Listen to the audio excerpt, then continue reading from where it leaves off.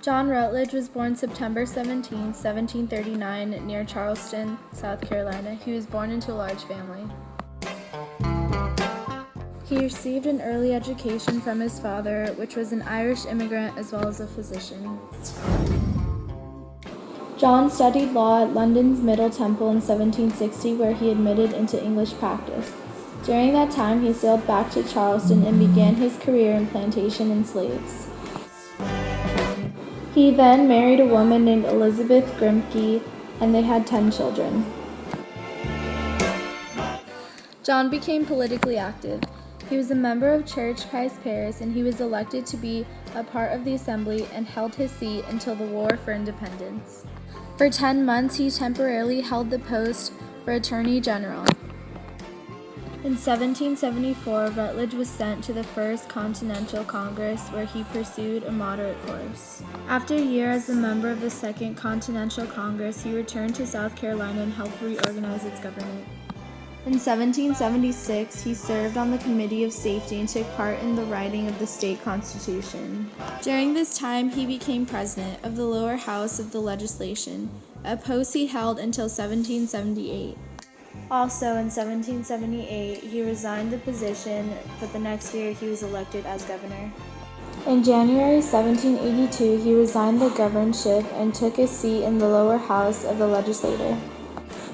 Rutledge was also a delegate to the Continental Congress. He sat on the state court and again in the lower house of the legislature.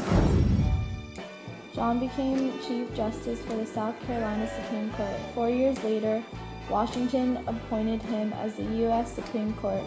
At this time, Chief Justice was John Jay. Lastly, John Rutledge died in 1800 at the age of 60.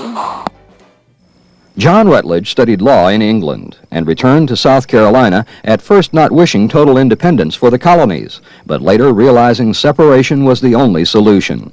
He attended the Continental Congress, was elected the first president of South Carolina, and then its governor.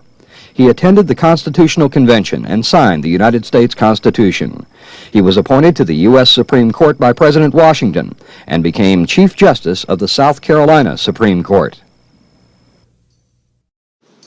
Hustler Magazine vs. Falwell was a case of the Supreme Court regarding the First Amendment, the freedom of speech. Larry Flint, the owner of Hustler Magazine, was born on November 1st, 1942 in Lakeville, Kentucky. He was the eldest of 3 children and was born into strict poverty. After a stint in the Army and a couple years in the Navy, he bought a local bar and transformed it into a successful strip club.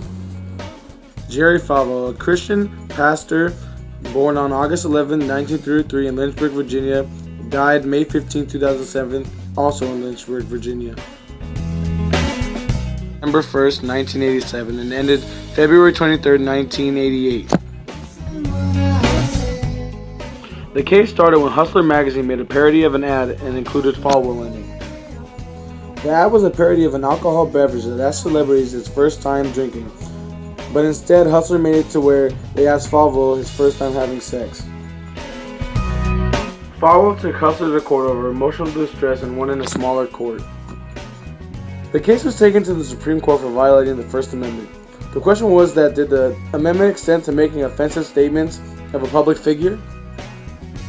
A unanimous decision in the court said that the public figures, even if the likes of Jerry Falwell, can recover from emotional distress without showing that a false statement which was said without actual malice. The court also said that the protecting of freedom of speech surpassed the need to protect a public figure from offensive statements.